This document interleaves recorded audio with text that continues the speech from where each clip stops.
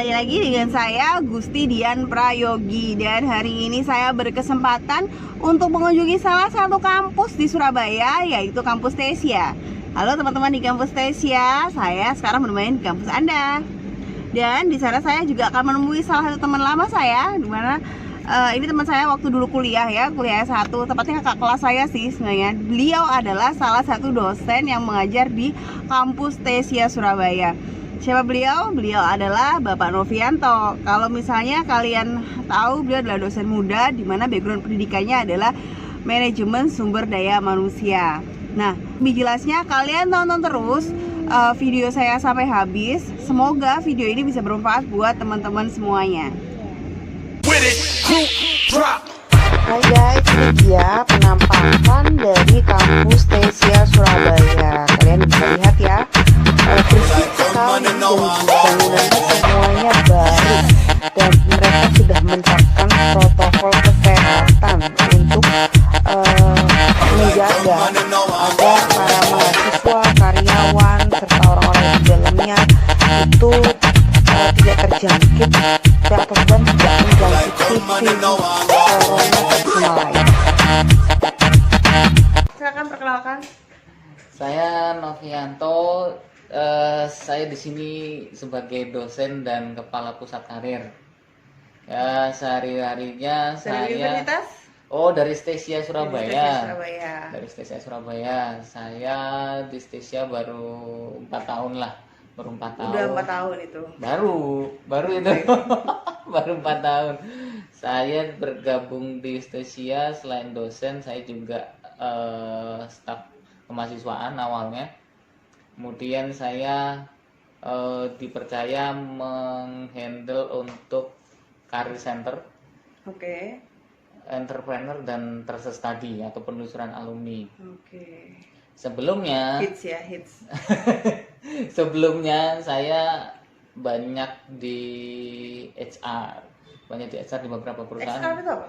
Di human resource. Human resource. Human resource ya, development. Saya lebih banyak di situ. Tapi juga pernah di bidang yang berbau akuntansi sedikit di bagian cost control. Padahal nggak paham akuntansi, tapi ternyata jadi cost control. Terus pernah jadi audit Audit internal. Audit internal. Untuk SDM pasti. Enggak, all. Semua. Jadi mulai dari bangunan semua. Jadi untuk audit semua. Dan itu ternyata bisa dipelajari. Aslinya background pendidikannya apa? Manajemen SDM. Manajemen SDM itu kalau saya rasa adalah jurusan yang mungkin bukan kurang diminati ya, orang jadinya takut gitu kan mau masuk ke sana itu kan. Karena kenapa? Itu kan agak bentrok sama psikologi. Biasanya kan, kenapa kok ngambil jurusan MSDM? Karena dinamis. Sesuatu yang kita berbaur dengan manusia. Manusia itu punya karakter yang dalam satu isi kepalanya itu beda-beda isinya. Ya, pikirannya itu macam-macam, dan kalau ketemu satu orang sama orang lain pasti bisa ngobrol tuh. Nah, kalau ngobrol itu pasti beragam ide, beragam pemikiran, dan itu kalau dikumpulkan unik. Kalau dipelajari pun juga unik. Mas, kasih informasi dong. Saya bilangnya Mas ya, karena dia adalah salah satu kakak kelas saya ketika saya kuliah S1. Mas, kasih dong informasi, kira-kira apa sih bedanya ya suatu yang diajarkan di manajemen MSDM dengan psikologi? Sama-sama mempelajari behavior orang juga kan sebenarnya. Sebenarnya gini, manajemen sumber daya manusia itu kita lebih ke arah di bidang psikologi ya, sebenarnya sama-sama handle tentang SDM. Yang paling dekat itu adalah people development sama psikologi human. Psikologi human sama people development itu, kalau people development itu lebih ke arah manajemennya. Kalau psikologi development bagaimana mengembangkan orang dari segi psikisnya. Jadi kita bisa memanage orangnya, bisa juga kita memanage psikisnya. Itu bedanya. Jadi kalau MSDM itu memanajemen orangnya untuk bisa di develop ya. Jadi ada talent misalnya saya sebagai calon talent, seorang talent yang di sini, bagaimana seorang talent yang ada itu kita kembangkan mulai dari nol menjadi suatu yang luar biasa. Tapi kalau psikologi dia mulai dari bisa sama sebenarnya, tapi dia tugasnya lebih berat. Dia kalau misalnya seperti direkrut di PLN, orang yang basicnya orang teknik, misalnya bergabung di HR, berarti kita harus brainwashingnya dulu. Ilmu tekniknya buang dulu, ilangin, nanti diisi doktrin-doktrinnya PLN, doktrin-doktrinnya BUMN, sama lah kayak di BPKP ya, masuk di situ doktrin untuk isinya, nah akhirnya itu seperti itu jadinya.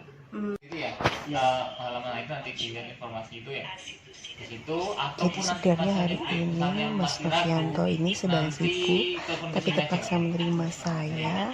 Ya gimana lagi, masa mau disuruh pulang kan nggak enak. Ya, itu. Namanya juga di Ini kelas. langsung ke pendaftaran untuk pas foto sama jaket alma. Ya. Makasih ya. Ya, ini sudah selesai. Mbaknya langsung ke pendaftaran untuk pas foto sama jaket alma ya. Kembali lagi yang tadi, kalau misalnya berarti kalau misalnya tools untuk membentuk suatu sumber daya manusia yang bagus, itu bagaimana ya? Toolsnya apa? Tools yang pertama itu kita untuk bisa dapat ya. Pertama itu kita harus tahu passionnya dia. Oke.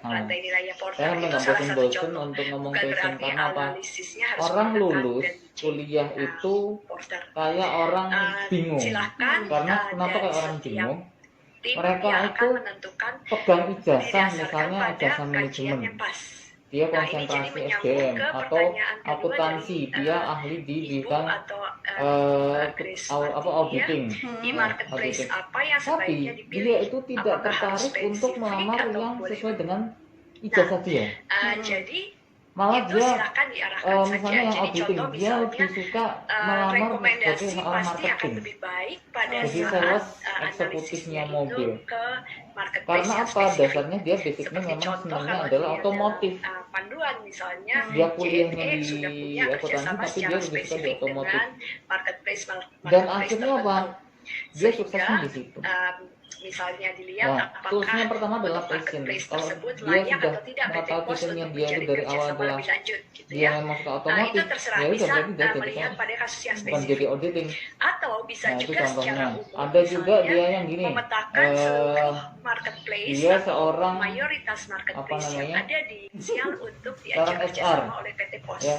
Seorang HR itu Jadi kami bukan berarti dia basicnya dari orang psikologi, orang seorang manajemen, apakah enggak. itu harus Tapi spesifik ternyata atau banyak itu orang harus, basicnya dari orang teknik. atau akan sifatnya Karena orang umum. teknik, satu Itulah ada yang beberapa akan perusahaan menjadi salah manufaktur satu itu kriteria yang dia penilaian harus bisa dalam atau poin yang paham pertama tentang yang 15% teknisi, pertama tentang teknik dari kalau tadi dari melihat lagi ke pabrik rekomendasi itu gimana. poin-poin Karena apa? penilaian, Ada yang satu poin HRD penilaian itu yang namanya tentang PGA, kelengkapan dan personal developer komprehensi. itu harus paham dalam tentang kalau saya bangunan rujuk lagi gedung. ke Itu HR, tapi ini dia ya, harus tahu benar-benar tentang PowerPoint. bangunan gedung seperti apa. Itu nanti terus tentang kelistrikan, tentang bangunan gedung seperti apa harus di paham. poin Itu salah satu talent. Terus kalau misalnya suatu perusahaan ya yang di tadinya poin dia ini tidak sebenarnya bagus secara dan poin manajemen yang SDM, pertama dia poin pengen memulai penilaian untuk pertama memperbaiki, apa yang tentang harus kelengkapan dilakukan dan dulu? komprehensi. Dia harus bisa mengenali passionnya dulu. Jadi ini akan Harus mengenali dilihat dari hubungan dirinya perusahaan dia yang dulu. Kalau di dia belum marketplace, yakin sama pada passionnya saat dia, karyawan. dibuatnya spesifik artinya karyawan pembatasan itu pun masalah ada yang akan sudah spesifik pada misalnya dia satu keterima kasus sebagai tersebut. SR di situ. Tapi kalau Ya dibuat karena dia general, iseng. Iseng. pembatasan Ini baru jadi masalahnya SR seperti deh. apa? Ternyata Marketplace begitu yang nyemplung di seperti situ apa dia nggak nyaman. akan jadi satu pertimbangan Akhirnya pada apa? saat memilih Dia marketplace merasa yang ada tekanan dalam suatu spesifik pekerjaan atau itu. Kualitas Itu pekerjaannya mungkin nggak dua jawaban atas dua bagus, pertanyaan akhirnya itu. sampai dia Mas stres Tokan? kerja. Ya, terima kasih Bu. Stres atas kerja pun jawaban. akhirnya Kita tunggu berdampak pada selanjutnya konflik dari horizontal maupun vertikalnya, dan itu yang akan belum ada yang mengganggu bertanya. pada kinerja organisasi. Oke, dulu ya, Bu. budayanya sudah bagus. Oke. Tapi kalau Yang bertanya Bu, pertama kultur dari satu dari organisasinya mana? sendiri itu sudah nggak bagus, itu akan mempengaruhi pada kinerja sama dengan e-marketplace. Terus kalau menurut gue sih itu kalau misalnya orang sudah nggak punya passion di dalam pekerjaannya itu, terus habis kan nggak mungkin dong dipecat gitu aja kan. Apa yang bisa dilakukan oleh perusahaan untuk meremove atau nggak meremove passion yang lama atau habis itu setelah mengisi dengan agar dia itu pokoknya agar dia itu match tuh dengan passionnya dengan pekerjaannya dia yang sekarang. biasanya itu kalau di HR itu ada namanya tim manajemen talent. Tim manajemen talent itu akan melihat anak ini ternyata nggak cocok di situ, tapi itu ada dua.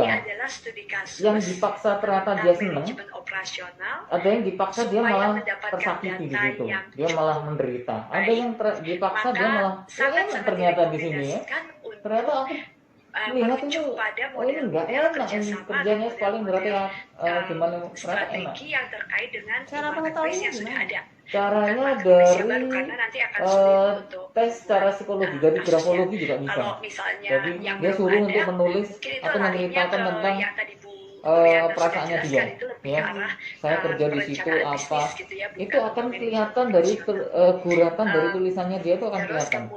Itu kelihatan banget. Dia ada penebalan, ada yang agak sedikit tipis, itu akan kelihatan. Itu perasaan orang akan kelihatan di situ. Dari tes grafologi itu kan. Kemudian ada juga kalau dari grafologi itu belum valid, itu bisa juga dari pengakuan dia tentang apa ya.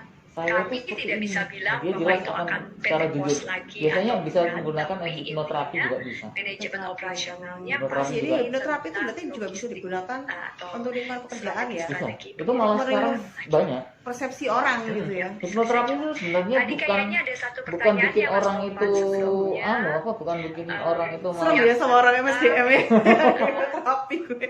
Apa namanya, Hipnoterapi itu pendamping bukan harus berarti dari dosen kampus bikin orang atau itu nggak dari sadar, Hah? bikin orang itu kampus, itu kayak dibodohin kembali Oh nggak. iya. Tapi apa hipnoterapi namanya, itu sesuai dengan ketentuan. membuat orang itu bener-bener Jadi dia ketentuan tenang, tentang bener-bener dosen dia itu apa, Jadi fokus sama kampus apa yang dia ya, mau. boleh fokus, ada mentor dan dia itu transisi jujur bisnis. gitu loh. Dan Apa yang ada di itu pikirannya berlaku dia dan semua apa yang untuk semua menjadi tema. ya itu dia, itu dia akan cerita apa adanya. Itu mungkin Karena apa orang itu kebanyakan apa ya tidak jujur sama dirinya sendiri. Oh. Oke, Mas, kita tahu biasanya tuh kita sering dengar namanya ada budaya kerja, budaya organisasi, budaya perusahaan. Kasih dong masukan apa ya? Jelasin dong dikit dong apa sih bedanya atau enggak sama sebenarnya mereka antara budaya kerja, budaya organisasi, dan budaya perusahaan itu.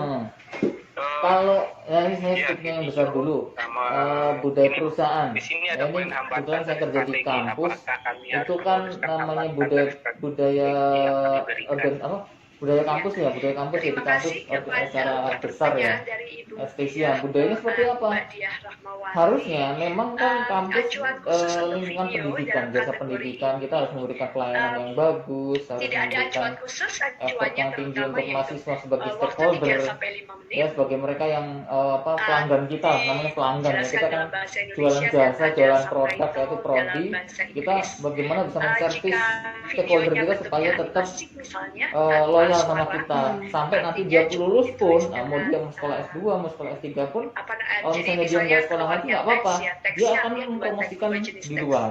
Ada Itu bahasa budaya Indonesia dan perusahaan. bahasa Inggris. Jadi Jadi dari segi kita dari mencoba ruangannya menggali seperti apa itu kan kreativitas kelihatan. dari tim Itu mahasiswa, budayanya seperti jadi apa. bentuk Mungkin video, kalau dari kampus lain lihat, dibebaskan. oh ya Yang ruangannya penting itu stylenya tetap seperti ini ya, merujuk ada yang pada istilahnya itu working poin-poin space. penilaian Ya, sehingga working para space, working juri space itu yang berarti akan apa? menilai bisa Tidak ada meja, mendapatkan hanya sebuah meja apa ya, kecil yang dia itu untuk penilaian diskusi-diskusi. berdasarkan Berarti kalau kita kriteria-kriteria yang ambil ada contoh dari Indonesia, video Indonesia itu dan kalau kita lihat di mana-mana kan bentuknya sama, itu termasuk budaya yang perusahaan. Budaya poin perusahaannya tentang kental dengan dari strategi. budaya apa ya? Apakah Budaya, harus menuliskan hambatan? Kemudian ada juga Ya, budaya rasanya organisasi. Ibu Budaya sudah organisasi itu jelaskan beda dalam sama budaya kriteria kerja. ya. Kalau budaya Nanti organisasi panduan itu jadinya, kita melakukan bisa pekerjaan lihat juga sesuai dengan struktur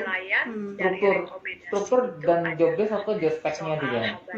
Kalau job desk-nya dia ini belum tentu job spec-nya dia juga cocok. Jadi kalau adik-adik Dan misalnya akuntansi belum tentu dikerjakan sama orang akuntansi. HR belum tentu dikerjakan orang-orang manajemen atau orang psikologi, enggak. Karena apa? Talent itu sendiri dipenuhi karena dari kemampuan orang, bukan dari basicnya dia. Tuh. Budaya kerja, nah ini kita lebih ke dalam lagi, ke perbagian. Ada misalnya di saya di kemahasiswaan, itu karena berbaurnya langsung dengan mahasiswa, ketemunya dengan mahasiswa, paling enggak kita pola pikirnya bagaimana bisa memberikan pelayanan ke mahasiswa, dan kita pola pikirnya juga harus mengikuti mereka. Nah, bagaimana melayani, bagaimana bisa memberikan apa namanya ya, reminder ke mereka untuk seperti ini, harus mengarahkan seperti apa. Beda dengan budaya kerja yang di misalnya di bagian penjaminan mutu atau di bagian apa yang tidak bersentuhan dengan langsung dengan mahasiswa, itu kan beda. Berarti dia kalau di sini itu lebih ke pelayanan. Apakah semua itu harus dituangkan dalam atau didokumentasikan dalam sebuah dokumen, misalnya SOP? Iya. Budaya kerja sebenarnya ada SOP ya berarti. Karena SOP sendiri itu untuk bisa memberikan pedoman supaya kita melakukan pekerjaan itu sebenarnya nggak kaku seperti itu. SOP itu sebenarnya hanya untuk membantu saja supaya kita lebih rapi sebenarnya sih. Sebenarnya kalau pekerjaan itu kan berjalan tanpa SOP pun nggak apa-apa. Sebenarnya kan SOP hanya membantu saja. Terus sebenarnya kalau budaya kerja sendiri ada nggak sih apa ya hubungannya dengan KPI, Key Performance Indicator? Kaitannya sangat erat sekali. Karena apa? Penilaian dari Key Performance Indicator itu kan lebih kepada arah subjektif dari pimpinan untuk menilai atau menganalisis data kuantitatif yang dijadikan kualitatif. Nah, itu apa namanya sangat berpengaruh sekali. Dan itu sangat beragam antara bagian satu dengan bagian yang lain, sangat berbeda. Perguruan tinggi atau program sebenarnya ada budaya kerja dulu, baru ada KPI, atau KPI dulu baru ada budaya kerja? Sebenarnya yang dibentuk adalah budaya kerja dulu. Karena KPI itu akan terbentuk, akan tersusun poin-poinnya dari budaya kerjanya itu. Terus kalau kita tahu nilai perusahaan antara budaya kerja dengan nilai perusahaan di luar mana? Sebenarnya budaya perusahaan dulu. Karena value-nya value itu muncul dari keunggulan dari suatu organisasi. Jadi misalnya kayak Specia di sini, dia jualannya apa sih, bedanya sama perbanas apa? Value-nya bedanya apa? Orang akan memilih, oh aku mau sekolah komputer akuntansi, ya wes aku kuliah di sini. Selain di UNER aku kuliah di sini. Oh saya mau jadi pengen banker. Ya value-nya saya akan berarti ke sana. Nah itu jualannya. Kenapa Specia sama perbanas nggak dibilang bersaing, tapi bersaingnya tuh nggak langsung bergeser? Karena apa? Jualannya beda. Oh iya. Value-nya juga udah beda. Oh. Dan marketnya beda. Sebenarnya terima kasih Mas Topan. Jadi ini agak umum banget. Ada nggak pesan buat teman-teman? Sebenarnya aku dulu juga pernah mengalami hal yang sama ketika aku ngambil satu mata kuliah, mengambil satu jurusan. Aku pikir sudah aku banget, tapi ternyata nggak aku banget. Akhirnya aku banting setir gitu ke jurusan yang lain. Nah, aku minta tolong dong kiat-kiatnya supaya orang yang udah kadang nyemplung kayak aku dulu gitu kan. Misalnya kayak tadi kita lihat ya mahasiswanya Mas. Oh ya saya di jurusan akuntansi. Kenapa kamu di akuntansi? Ternyata kita lihat sebenarnya passionnya dia nggak itu. Nah, kiat-kiatnya supaya dia ngecun gitu loh nanti antara passionnya dia sama jurusan yang nanti yang dia ambil gimana? Sebenarnya gini, untuk bisa membuat orang itu yakin sama